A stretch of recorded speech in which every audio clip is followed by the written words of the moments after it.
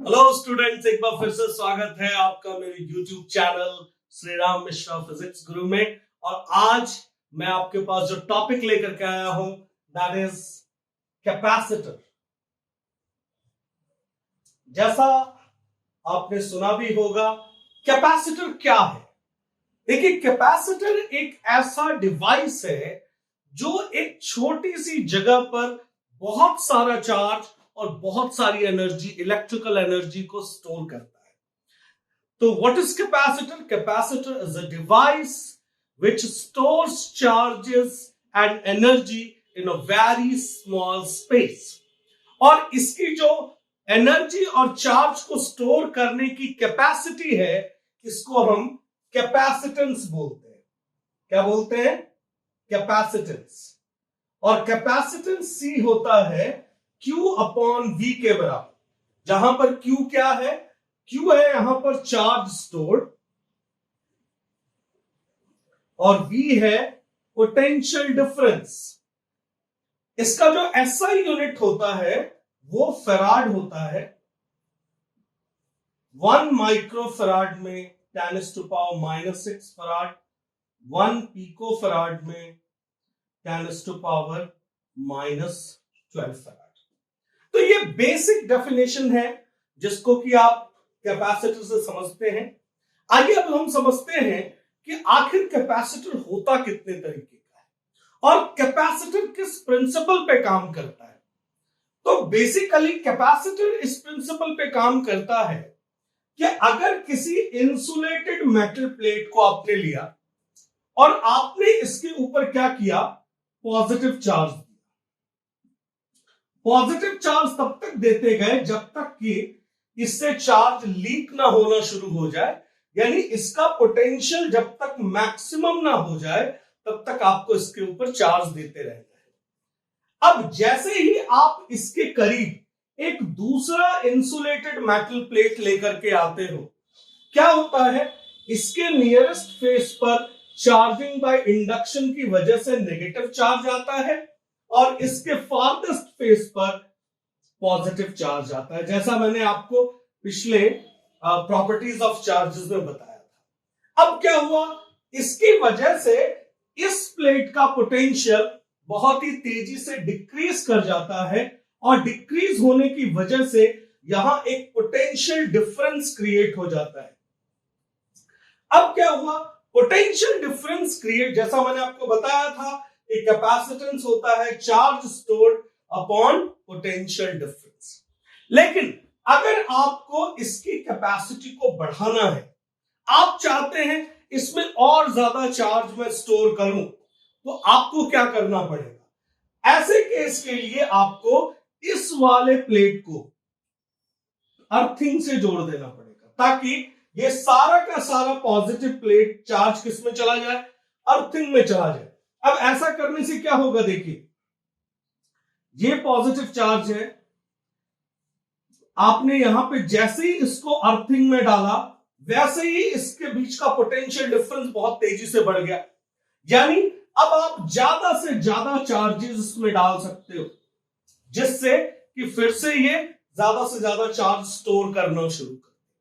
तो बेसिकली जो कॉन्सेप्ट है वो ये है कि अगर किसी भी इंसुलेटेड मेटल चार्ज कंडक्टर के अगर आप कैपेसिटी को बढ़ाना चाहते हो तो उसके करीब में एक अर्थ कंडक्टर लेकर के चले आओ, आप उसकी कैपेसिटी को बहुत ही तेजी से बढ़ा दो। और इस तरीके से जो कैपेसिटर बनता है, इस कैपेसिटर को हम पैरेलल प्लेट कैपेसिटर बोलते हैं। क्या बोलते हैं इसको? Parallel plate capacitor. तो आइए समझते हैं कि इस पैरेलल प्लेट कैपेसिटर की कैपेसिटी कितनी होती है। तो जैसा मैंने आपको बताया कि इस पैरेलल प्लेट कैपेसिटर में दो प्लेट्स होते हैं और इन दोनों प्लेट्स पर एक के ऊपर पॉजिटिव चार्ज रहता है और दूसरे के ऊपर आपने देखा क्या रहता है? नेगेटिव चार्ज रहता है। और ये वाला पार्ट अर्थ कंडक्टर से इसको अर्थिंग कर देते हैं इसको। अब जैसा मैंने आपको बताया था कि यहां पर जो पोटेंशियल डिफरेंस होगा पैरेलल प्लेट कैपेसिटर के केस में हम देख रहे हैं कि यहां पर जो पोटेंशियल डिफरेंस होगा, देखिए मान लीजिए कि डी जो है इसके बीच का सेपरेशन है, small d is the separation between the plate. So if d be the separation between the plates, plates के बीच का सेपरेशन अगर डी है तो potential difference between the plate क्या हो जाएगा? V equals to E into d. क्योंकि देखिए यहां पॉजिटिव चार्ज भी है और नेगेटिव चार्ज भी है. तो मैंने इलेक्ट्रिक फ्लक्स में आपको बताया था कि अगर किसी प्लेन शीट के ऊपर, ध्यान दीजिएगा मैंने आपको ये बताया है कि अगर एक पॉजिटिव चार्ज है और एक शीट पर नेगेटिव चार्ज है तो क्या होता था, इधर इलेक्ट्रिक फील्ड लेफ्ट में 0 होता था, राइट में 0 होता था और यहां सिग्मा बाय एप्सिलॉन नॉट होता था. तो यानी कि इस बीच के पोर्शन पे इलेक्ट्रिक फील्ड काम कर रहा है और इस इलेक्ट्रिक फील्ड की वजह से जो पोटेंशियल हो रहा है E इंटू डी. डी जो है इसका सेपरेशन है. अब इलेक्ट्रिक फील्ड कितना हो रहा है यहां पर, तो sigma by epsilon not into D. Sigma को हम Q बाय ए लिखते हैं. जैसा आप जानते हो सिग्मा क्या होता है, सरफेस चार्ज डेंसिटी. तो फाइनली जो कैपेसिटेंस हुआ, कैपेसिटेंस का जो फॉर्मूला मिला है यहां से C equals to Q by V. So basically Q by Q epsilon naught A by D. तो आपने क्या देखा कि किसी भी पैरेलल प्लेट कैपेसिटर की वजह से जो कैपेसिटेंस होता है that is epsilon naught A by D. That is epsilon naught A. So note down. तो जैसा आपने नोट डाउन कर लिया होगा, अब आइए देखते हैं कि अगर इस पैरेलल प्लेट कैपेसिटर के बीच में अभी जैसे एयर है, तो अगर हम इसके बीच में कोई डाइलेक्ट्रिक मीडियम डाल दें, सपोज करिए कि ये कैपेसिटर है और इसके बीच में क्या किया हमने, अभी कोई डाइलेक्ट्रिक मीडियम डाल दिया जिसका डाइलेक्ट्रिक कांस्टेंट K है. मान लीजिए माइका डाल दिया, कोई शीट डाल दी, तो क्या होगा, कैपेसिटेंस पर क्या फर्क पड़ेगा? So when a dielectric medium is placed between the plates of a capacitor, हमेशा याद रखिएगा डाइलेक्ट्रिक मीडियम डालते ही कैपेसिटर का कैपेसिटेंस के टाइम बढ़ जाता है, यानी Cm हो जाएगा K C नॉट. ये पहली बार ऐसा हुआ है इलेक्ट्रोस्टैट में कि K के डालने से वैल्यू बढ़ रही है. अभी तक हमने जो डाइलेक्ट्रिक कांस्टेंट पे पढ़ा है, एक बार मैं उसको फिर से क्लियर कर देता हूं. हमने जो K की वैल्यू अभी तक पढ़ी है वो क्या होता था, F naught by f m, E naught by e m and V naught by v m. बहुत इंपॉर्टेंट चीज डिस्कस कर रहा हूं, समझिएगा. Dielectric constant, force in air upon force in the medium, electric field in the air upon electric field in the medium, V naught in air upon Vm in medium. लेकिन capacitor के case में ये उल्टा हो जाता है, Cm bye C not. यानी आपने क्या देखा कि मीडियम आते ही फोर्स डिक्रीज करता है, इलेक्ट्रिक फील्ड डिक्रीज करता है, पोटेंशियल डिक्रीज करता है, लेकिन कैपेसिटेंस इंक्रीज करता है. तो इस कॉन्सेप्ट को बिल्कुल अपने दिलो दिमाग पे बिल्कुल बिठा लीजिए कि डाइलेक्ट्रिक कांस्टेंट के आते ही किसी भी डाइलेक्ट्रिक मीडियम में आते ही इलेक्ट्रोस्टैटिक फोर्स डिक्रीज करता है, इलेक्ट्रिक फील्ड डिक्रीज करता है, पोटेंशियल डिक्रीज करता है, बट कैपेसिटेंस हमेशा इंक्रीज करता है और के सी नॉट हो जाता है. तो होप आपको पैरेलल प्लेट कैपेसिटर से जुड़ी ये बातें समझ में आई हो. आइए आगे बढ़ते हैं. अगला टॉपिक जो हमारा होने वाला है आइसोलेटेड स्फेरिकल कैपेसिटर।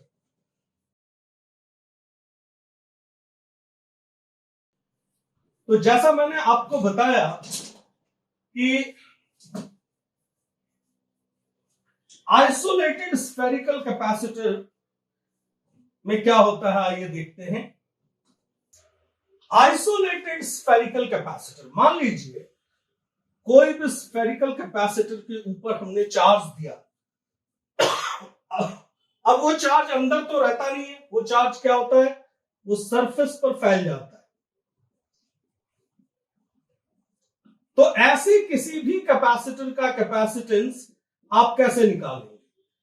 मान लीजिए इसका रेडियस आर है, तो सिंपल है बिल्कुल कि इसका पोटेंशियल हर जगह पर इस सरफेस के हर पॉइंट पे सेम होगा, क्योंकि पोटेंशियल जितना सरफेस पर होता है उतना ही अंदर होता है।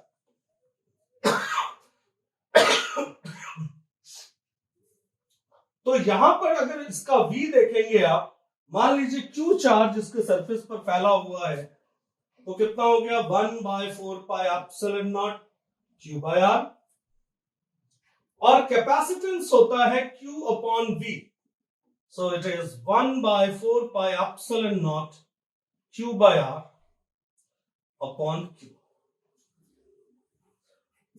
तो Q से Q कैंसल आउट हो गया, finally 4 pi epsilon naught R।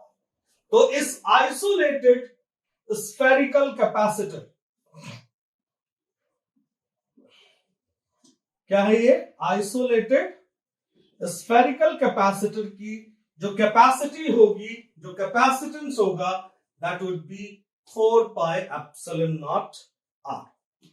लेकिन अगर मैं बात करूं स्फेरिकल कैपेसिटर की, तो आइए देखते हैं स्फेरिकल कैपेसिटर कैसे बनता है। स्फेरिकल कैपेसिटर के केस में इस तरीके से दो कॉन्सेंट्रिक स्फीयर्स होते हैं।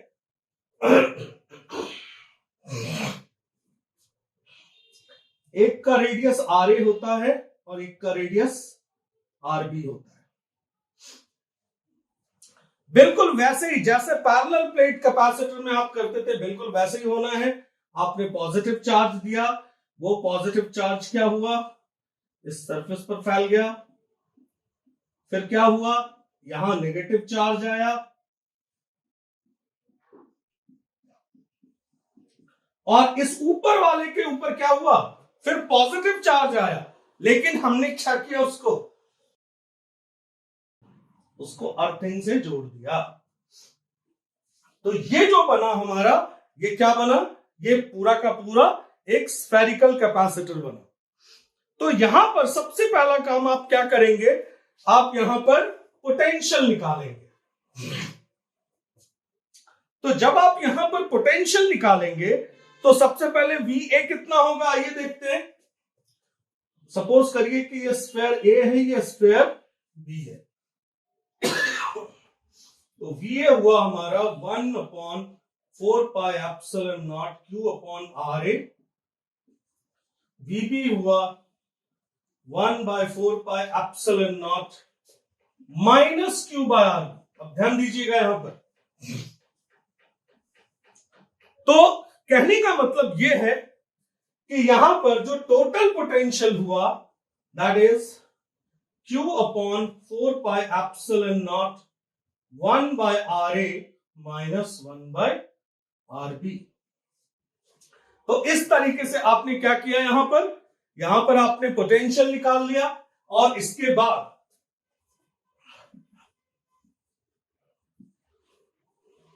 इसकी वैल्यू हो गई RA RB, RB minus RA, और फिर आप कैपेसिटेंस निकाल लीजिए Q अपॉन V से।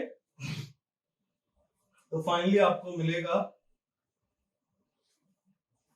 4 pi epsilon not RA RB upon RB minus. तो इस तरीके से आप स्फेरिकल कैपेसिटर का कैपेसिटेंस बहुत ही आराम से निकाल सकते हैं। तो दोनों केसेस हमने सीख लिया। एक में आइसोलेटेड स्फेरिकल कैपेसिटर और दूसरे में हमने ये देखा कि अगर दो शेल हैं और वहां से कैपेसिटर बन रहा है तो ये एक प्रॉपर स्फेरिकल कैपेसिटर है। तो ये स्फेरिकल कैपेसिटर और आइसोलेटेड स्फेरिकल कैपेसिटर, इन दोनों को हमने निकालना सीखा कि कैसे हम इसका कैपेसिटेंस निकालते हैं। तो इस तरीके से इसको नोट डाउन कर सकते हैं आप, इसको प्रॉपर्ली नोट डाउन कर लीजिए। हेलो स्टूडेंट्स, आइए अब हम थोड़ा सा कुछ न्यूमेरिकल्स देखते हैं। अभी मैंने आपको जस्ट बताया कि पैरेलल प्लेट कैपेसिटर और आइसोलेटेड स्फेरिकल कैपेसिटर किस तरीके से इस पे क्वेश्चंस पूछे जाते हैं। बहुत ही सिंपल क्वेश्चंस पूछे जाते हैं और कोई भी क्वेश्चन कितना भी घुमा दिया जाए वो आप बहुत प्यार से बना सकते हैं। मैंने 3-4 क्वेश्चंस आपके लिए सेलेक्ट किए हैं। जैसे पहला क्वेश्चन आइए देखते हैं।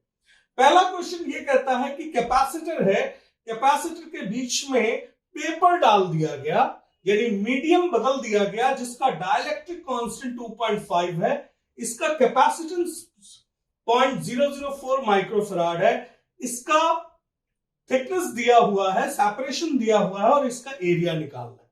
अब सिंपल सी बात आपको बताया हुआ है मैंने कि जैसे ही कोई मीडियम हम डालते हैं, मीडियम के अलग होते ही कैपेसिटेंस के टाइम्स बढ़ जाता है, यानी कि इसका जो कैपेसिटेंस होगा दैट वुड बी के सी नॉट, और सी नॉट एयर में हमने पढ़ा है epsilon naught a by d.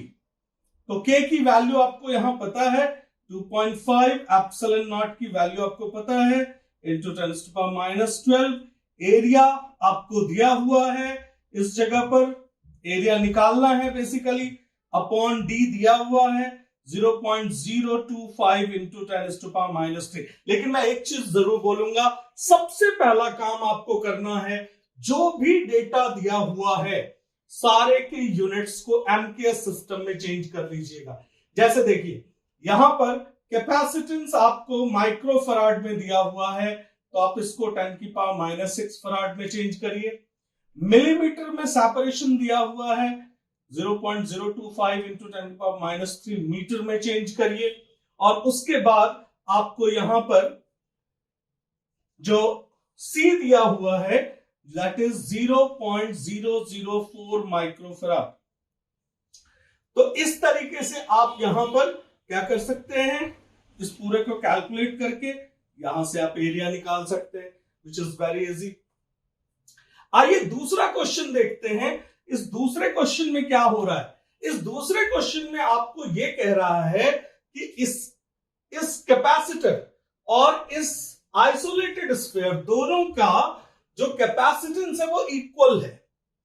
तो यहां पर आप क्या करेंगे ऐसे क्वेश्चन में, तो आपको पता है पैरेलल प्लेट कैपेसिटर का जो कैपेसिटेंस होता है वो होता है epsilon naught a by d, और आइसोलेटेड स्फीयर का कैपेसिटेंस मैंने आपको बताया है 4 पाई एप्सिलॉन नॉट आर। तो यहां से एप्सिलॉन नॉट से एप्सिलॉन नॉट कैंसिल हो गया। अब जो भी चीजें आपको इसमें से दी जाएंगी आप यहां से निकाल सकते हैं इस कॉन्सेप्ट में। तीसरे में इसमें बहुत सारी चीजें पूछ लिया आपसे। इसमें एरिया ऑफ द प्लेट दिया हुआ है 2 मिलीमीटर स्क्वायर। तो आइए सबसे पहले इसको मीटर स्क्वायर में कन्वर्ट करते हैं, ठीक है। तो 2 इंटू 10⁻⁻2 की whole square, this is metre square हो गया आपका। वोल्टेज दिया हुआ है आपको 1000 वोल्ट, ठीक है, और सेपरेशन दिया हुआ है 5 मिलीमीटर, तो इसको भी मीटर में कन्वर्ट कर दिया। सबसे पहला काम जो भी डेटा है उसको एमकेएस सिस्टम में कन्वर्ट करिए। अब आइए, अब आपसे सबसे पहली चीज कैपेसिटेंस पूछ रहा है।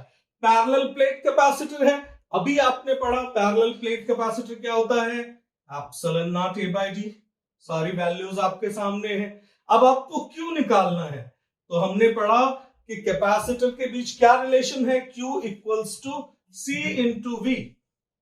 तो आपने यहां से जो वैल्यू निकाली epsilon naught a by d into potential difference कर दीजिए और इलेक्ट्रिक फील्ड, तो जैसा मैंने आपको डेरिवेशन में ही बताया था, पैरेलल प्लेट कैपेसिटर के बीच में जो इलेक्ट्रिक फील्ड होता है वो सिग्मा बाय एप्सिलॉन होता है। एप्सिलॉन नॉट, और सिग्मा होता है Q by A epsilon naught. सारी वैल्यूज आपके सामने। तो कहने का मतलब सिंपल मेरा इतना है, अगर आपके कॉन्सेप्ट्स क्लियर हैं, अगर आपने चीजों को तरीके से समझा हुआ है, तो न्यूमेरिकल कोई बहुत मुश्किल चीज नहीं होती। सिर्फ आपको उनको उसी कॉन्सेप्ट पे वैल्यूज को पुट करना होता है। अब आइए दूसरे क्वेश्चन में, चौथे क्वेश्चन में आते हैं। चौथे क्वेश्चन में कह रहा है कि 27 छोटे ड्रॉप्स है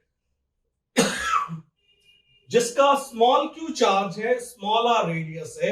इन 27 ड्रॉप्स को मिला के एक बड़ा ड्रॉप बनाया गया। इसका कैपेसिटर बताइए, कैपेसिटेंस बताइए। तो ऐसे क्वेश्चन में मैंने पहले भी आपको पोटेंशियल में बताया था कि volume of 27 drops equal to volume of bigger drop होता है।